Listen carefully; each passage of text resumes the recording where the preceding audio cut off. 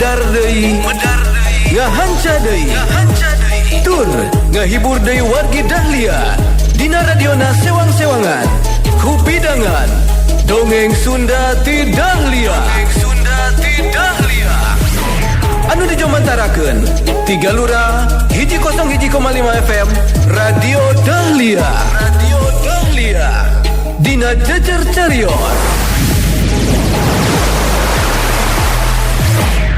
si konceleng Wilujeng ngadangukeun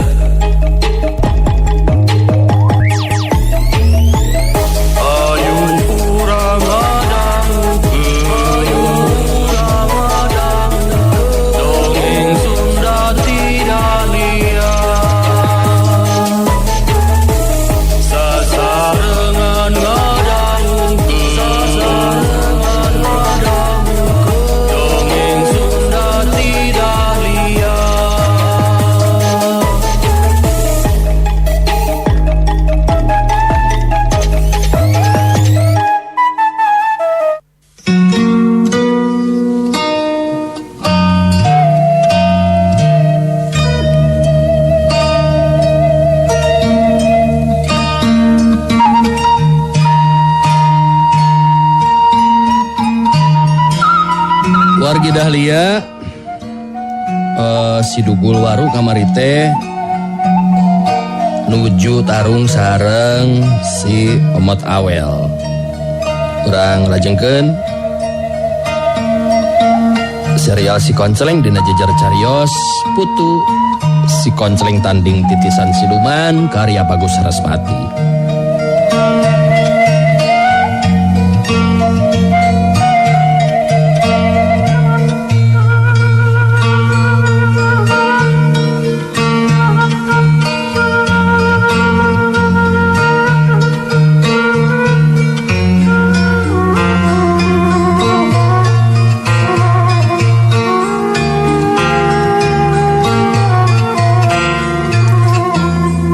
Wargi Dahlia sanggeus ngarandapan nasib anu sarua nu karandapan ku Jaka Kembang si Dugul Waru nambru rubuh di hadapan panggung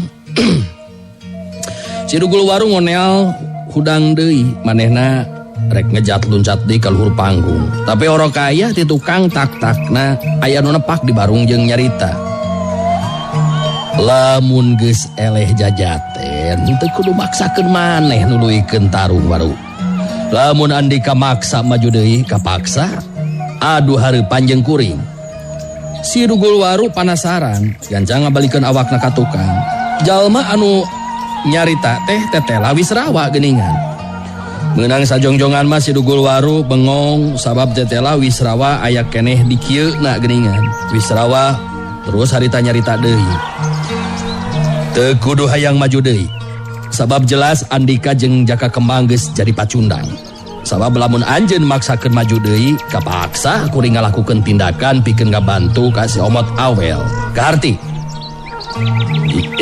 jadi mana teh si Wisrawa kuring masih kene hirup sia teh cek beja mana teh cenah geus bae kuring memang dipalitkeun ku Barjaya tapi nasib memang acan mikeun lamun kuring ajal binasa nu matak ayeuna bisa panggih deui jeung anjeun di ieu patempatan jadi lamun rek maksakeun deui pikeun tarung jeung si Omot Awel kapaksa kuring oge pipilueun wah nya ari kitu mah moal kumaha wani da sidik dewek jeung si Jaka Kembang eleh jajaten ya geus we atuh eleh mah eleh lah manya kudu dituluykeun deui atuh geus atuh si Dugul Waru jadi teu wanieun pikeun neruskeun ijen jeung si Omot sebab jelas lamun manehna maksakeun kahayang mangka kudu nying hareupan Wisrawa jeung si Omot si Dugul Waru lempang jajarik jegan ngadeukeutan ka Jaka Kembang anu ngonel hudang tina kapaehanana Si Dugul Waru jeung Jaka Kembang jadi ngarti jeung sadar kana kayaan anu keur disinghareupanana. Sanajan maranehna duaan maksakeun maneh pikeun ijen jeung si Omot kalah bakal menang wiwirang lantaran moal mampu ngungkulan lawan. Komo ayeuna mah aya Wisrawa anu pastina oge ngabantu ka si Omot. Jaka Kembang anu masih keneh ngarasa kesel sabab eleh ku si Omot harita nyarita deui ditujukeun ka si Omot Awel. Guys, si Omot Andika memang hebat. Kan ingetkeun ya, si garang larang moal cecingeun. Ku ayana ieu kajadian. Si Omot Awel ngacungkeun jempol ka tuhuna terus diputerkeun ka handap. Puguh be si Dugul Waru jeung Jaka Kembang jadi beuki amek ningali sikap seperti gitu. Terila si Omot Awel terus nyarita deui.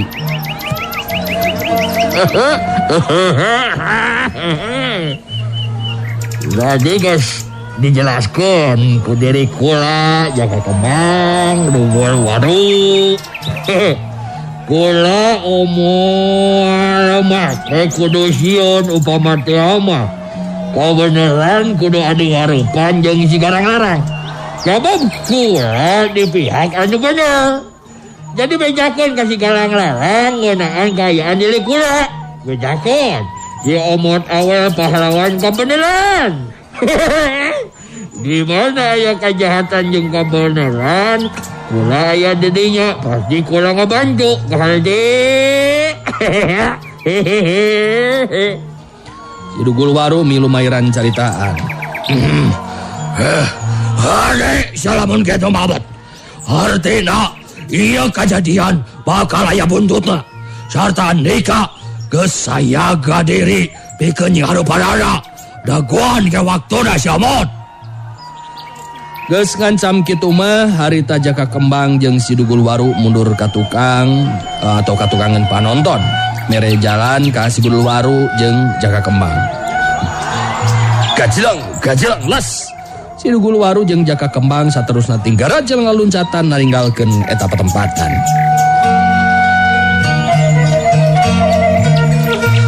Sidik si Dugul Waru jeung Jaka Kembang ninggalkeun eta patempatan, si Omot Awel turun tina luhur panggung. Hambali gancang harita nyamperkeun sanggeusna deukeut terus nyarita ka si Omot Awel. Duh, ngahaturkeun nuhun ieu kana bantosanana. Upami seug teu aya kisanak anu sumping matangtosna sim kuring bakal nyorang wibirang. Hari margi Jaka Kembang memang sanes tandingan cimkuring. Komo tadi si Dugul Waru oge datang geuningan pikeun ngabantu Jaka Kembang. Atuh mugi we kisana kersa linggih heula ka bumi etang-etang panuhun ti simkuring ka kisana. Nuhun akana pangangkerna ya hambali.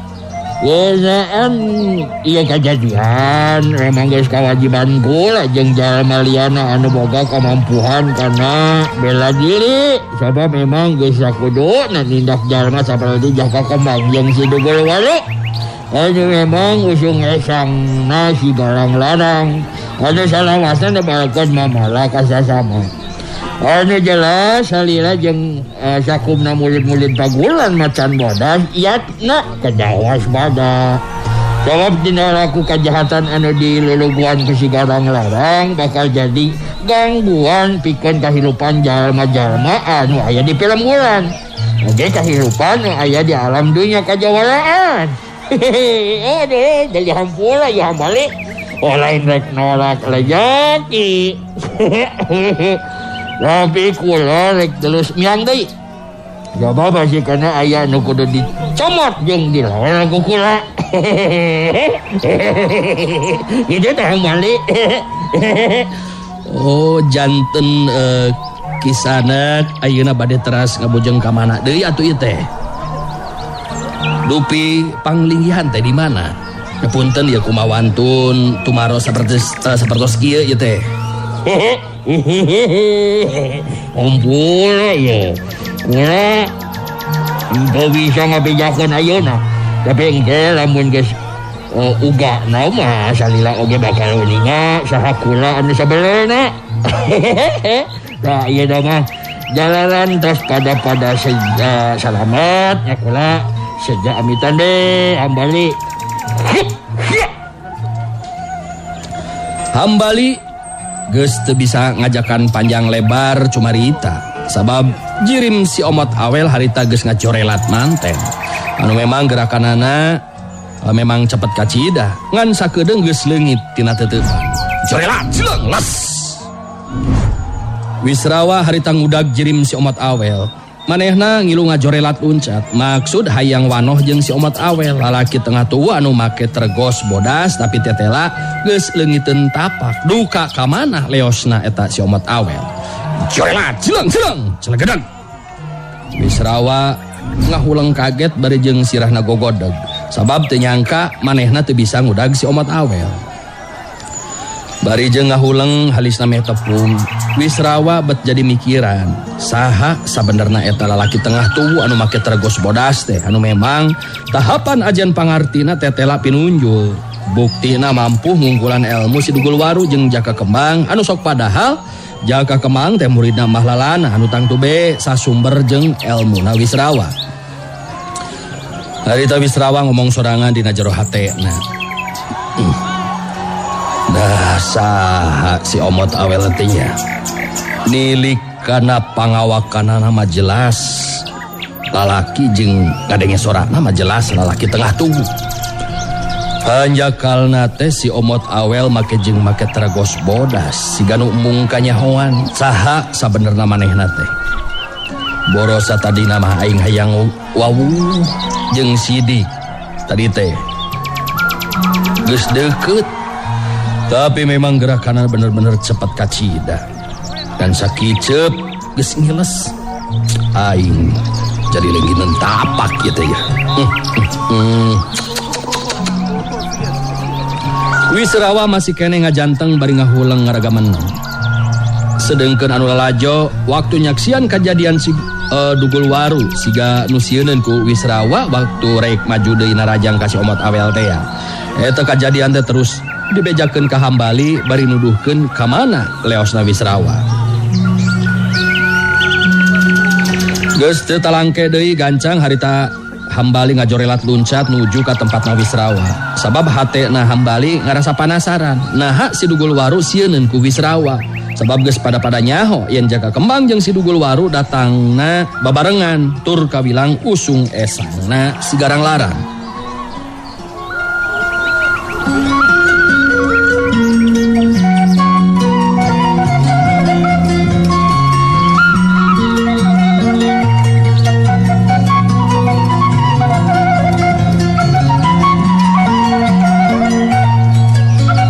Caturkeun harita Wisrawa nu masih kene ngahulang ngaragameneun.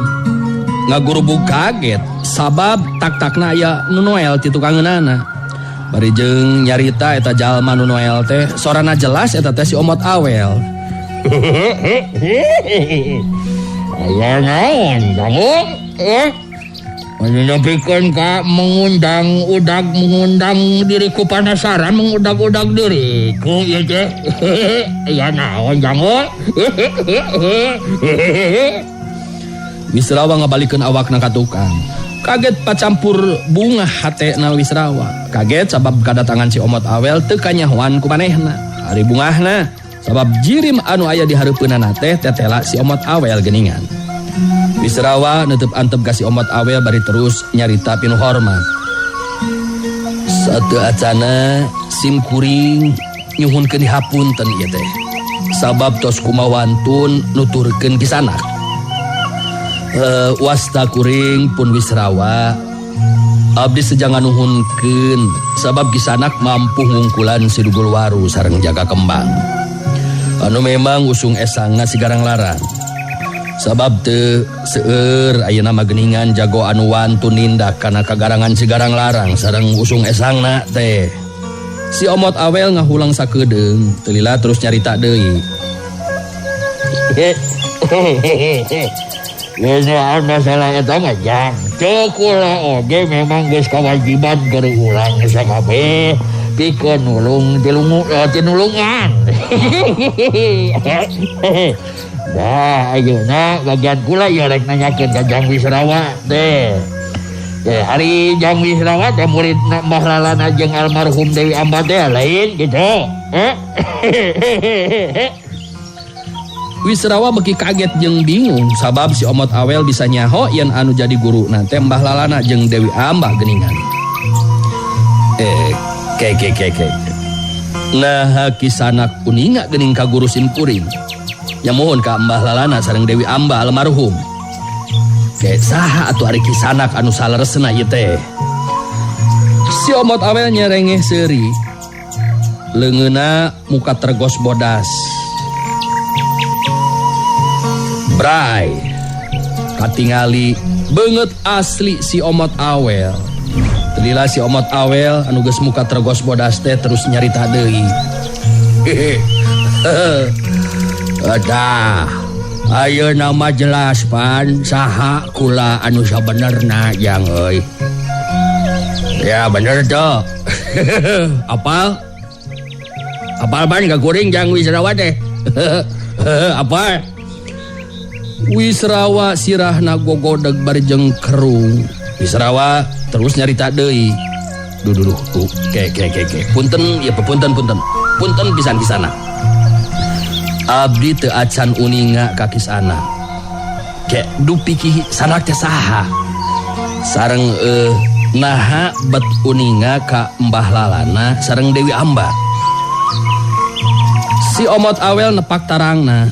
Manehna kakarak inget yen manehna teh acan ngawanohkeun diri ka Wisrawa.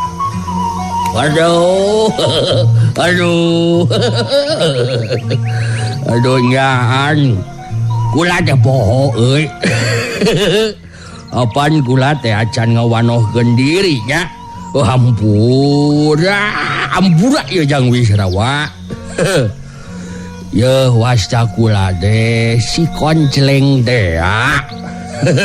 Tapi ayeuna mah geus aki-aki. Sabab geus boga incu ayeuna teh. Wisrawa hatena bungah anu lain dikieuna sabab ayeuna dipanggihkeun jeung si konceleng. Sabab si konceleng mangrupa jago anu dipihormat ku Mbah Lalana jeung Dewi Amba sarta Ki Bangosangan. Duh. Leres ieu teh Ki konceleng teh. Duh alhamdulillah abdi ngarasa bagja ieu. Sabab ayeuna ditepangkeun sareng Ki konceleng. Halo nyaan aslina tah. Kula teh si konceleng teh ieu teh. Nah. Sabenerna mah kula teh hayang panggih jeung Wisrawa ieu teh. Sabab aya kapanasaran. Lantaran basa kula ngaliwat ka salah sahiji lembur, kula maling denge. Yen Wisrawa teh apal kana kasang tukang sigarang larang. Terus kumaha ta ayeuna Mbah Lalana? Nah masih kene acan boga wae padumukan anu matuh ieu teh. Wisrawa seri leutik manehna teu nyangka yen si konceleng jago anu dipihormat ku dua guru na jeung Ki Bangosangar nyata jelema henteu sombong jeung manehna somea. Mbah Lalana mah nya kitu be Ki. Masih keneh resep ngalalana sanajan tos sepuh oge. Mohon sauleresna mah abdi oge nuju milarian anjeunna. Tapi suwung maksud teh masih keneh tacan kapendaki. Tah ayeuna kasang tukang sigarang larang memang abdi saalit ageungna abdi anu uninga Ki. Kieu ya Ki ngeunaan kasang tukang sigalang larang mah. Geus kitu mah Wisrawa nyaritakeun satara basna ngeunaan kasang tukang sigarang larang anu memang aya pakaitna jeung dirina Wisrawa. Kabeh ditetek taya anu kaliwat. Ti mimiti Wisrawa anu ngajalin hubungan jeung Marni anu akhirna eta hubungan teh reuntas di peuting eta kulaku na Barjaya anu akhirna mah Marni jeung Wisrawa papisah. Marni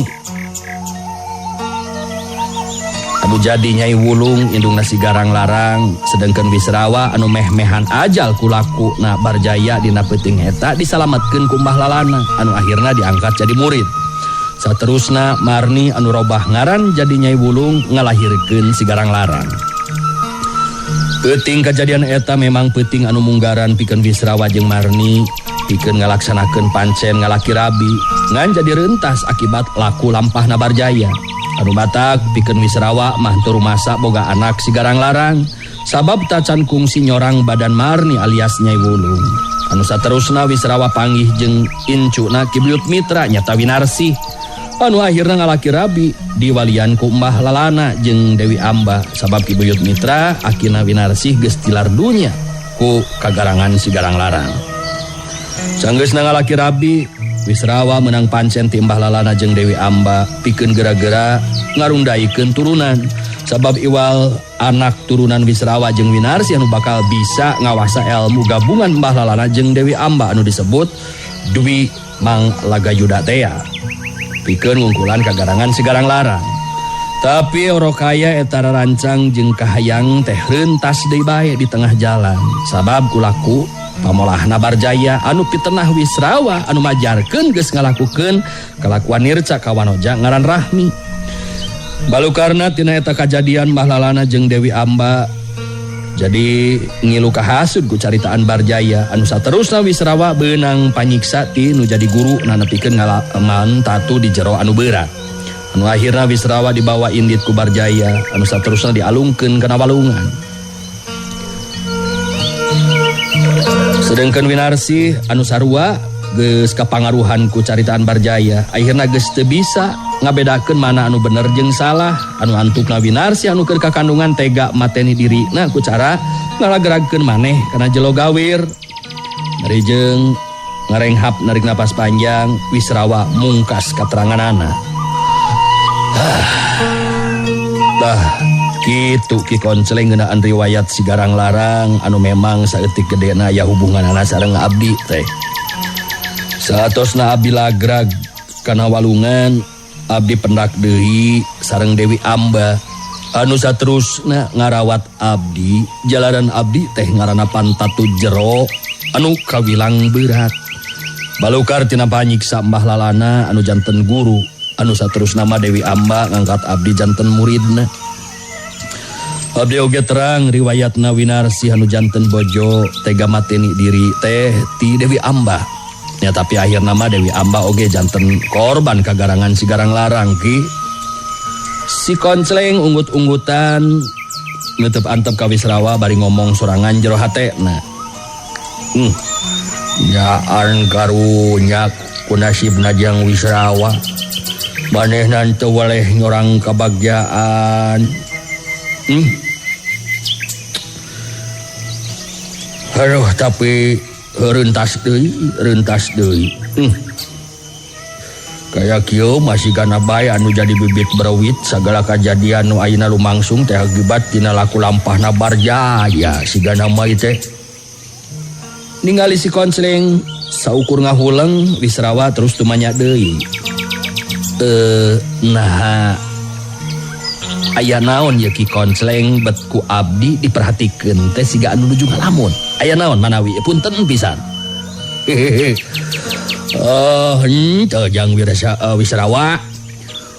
Kumaha ieu teh jadi ngilu prihatin kana nasib anu karandapan ku jang Wisrawa.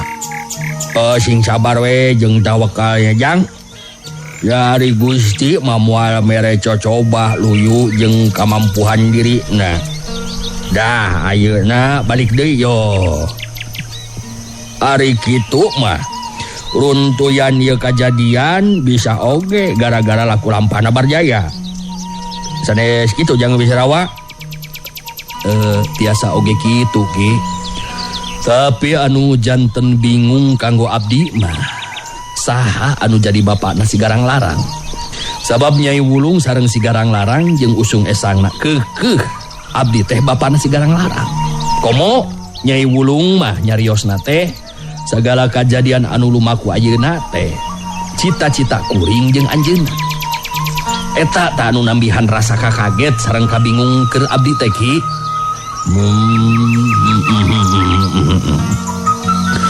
Ya an jadi ngilu pusing ake oge ieu teh jang Wisrawa.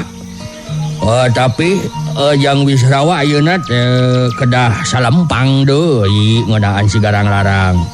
Apaan tadi Jang Wisrawa nyaritakeun yen anu bisa nandingan kagarangan sigarang larang jeung ngawaris ilmu gabungan ti Mbah Lalana jeung Dewi Amba anu disebut Dewi Manglagayuda da iwal ti almarhum anak Ujang jeung turunan jalma anu kungsi ngadahar buah sunyaluri teh.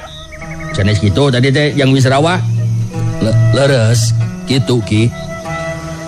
Damung saur Mbah Lalana sareng Dewi Amba mah milarian turunan jalma anu kungsi ngadahar buah sunyaluri teh teu gampang. Sarengna oge ayeuna mah eta ilmu gabungan ti Mbah Lalana jeung Dewi Amba moal tiasa diwariskeun. Sabab Dewi Amba oge apanan parantos tilar dunya. Tah janten anu jadi pancen ayeuna nyata aya deui kedah saenggal-enggalna milarian turunan jalma anu kungsi ngadahar buah sunyaluri teh Ki. Si konseling ungut-ungutan beki yakin ayeuna mah naha Eyang Bongkok jeung Eyang Widi Sakti keukeuh yen nu bisa ngungkulan sigarang larang teh iwal ti santana anu jadi incuna. Ningali si konseling ngahulang deui wae Wisrawa tu manya deui. Nah ngahulang deui Ki. Aya naon kitu ya teh Ki?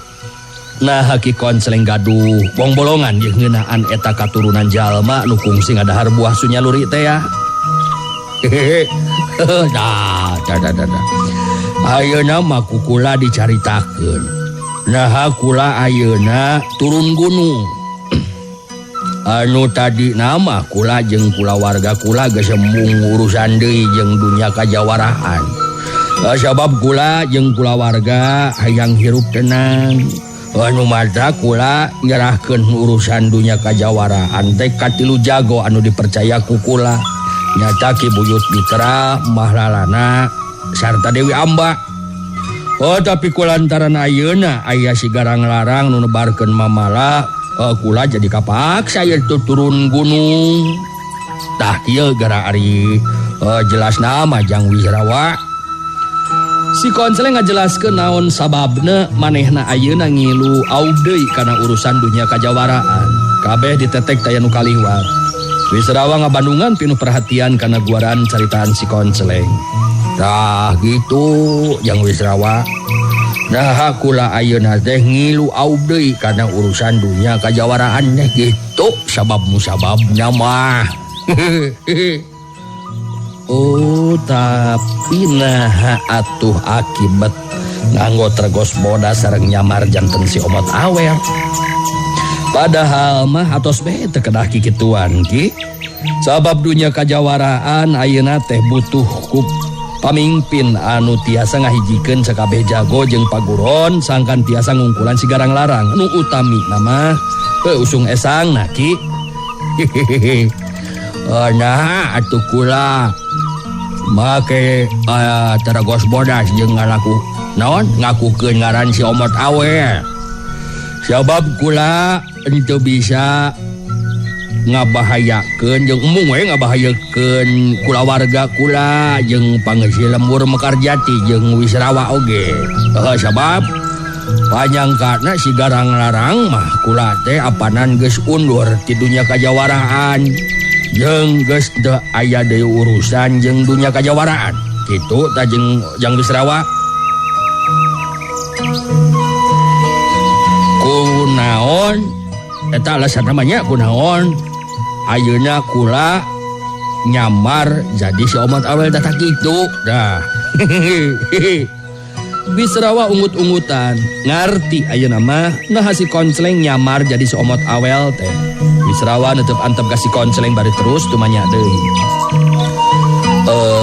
Janten upami kitu mah katurunan jalma nu kungsi ngadahar buah sunyaluri teh incuna ki konselengnya. Duh, abdi ngarasa bagja ki konseleng upami kitu. Tah ayeuna di mana eta pun incu teh Ki? Oh nya bener Jang Wisrawa. Ayeuna teh pun incu nya santana keur dipeuseuh ku Eyang Widi Sakti jeung kukula sabab syarat utama pikeun ngawaris ilmu Eyang Widisakti anu jadi incu teh kudu heula ngawasa sakabeh ilmu anu kacangking ku akina. Dah jadi ayeuna mah kula minta tulung ka Jang Wisrawa sangkan bisa nyimpen rahasia ngeunaan ieu hal. Kumaha Jang Wisrawa bisa meureunnan kula minta tulung saperti kitu. Si Konceleng ngasongkeun cingirna menta pacantel cingir jeung Wisrawa anu mangrupa syarat pikeun silih ngajaga rahasia. Wisrawa imut bari terus nyantelkeun cingirna bari terus nyarita. Mah nggak siap Ki Konceleng. Sing percaya we ka abdi. Sim kuring moal nyaritakeun ka sasaha bae. Paribasana indung suku oge moal dipasihan terang Ki ngeunaan ieu hal teh. Nuhun dari kitu mah Jang Wisrawa. Oh tah. Ayeuna mah wayahna urang papisah heula ya. Sabab nurutkeun geter widasat kula. Aya jelema aya nu rek ngadatangan ka ieu patempatan. Nepungan Wisrawa sigana mah. Isi tenang. Jang Wisrawa teu kudu kerung kitu. Ieu jalma sigana bae lain jalma jahat yang. Sing percaya ka kula, wayahna kula masarahkeun kaayaan dunya kajawaraan ka Jang Wisrawa pikeun ngigelanana. Aduh, geus deukeut tah euy jalma anu rek ka dieu teh Jang. Ayo ah. Jorelat, cilang, les. Ngan sakilat, jirim si Konceleng leungit tina teutepan Wisrawa. Paroman Wisrawa hegar marahmai, sabab manehna tetela panggih jeung si Konceleng tur bisa nguplek ngobrol panjang lebar, sabab si Konceleng mangrupa jago anu dipihormat ku tilu jago anu aya atawa anu daya kasaktena geus eueuh tandinganana nyaeta Mbah Lalana, Dewi Amba jeung Ki Buyut Mitra.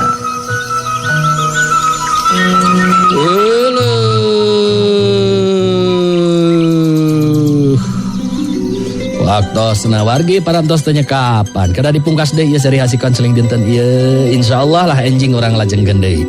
Atus sim kuring mancan tugas peuneun meri sejamit mundur amit mungkur kasadayana hapunten tina samodaya kelapatan atur nuhun tina sadayana paratosana wilujeng kantun permios. Assalamualaikum warahmatullahi wabarakatuh.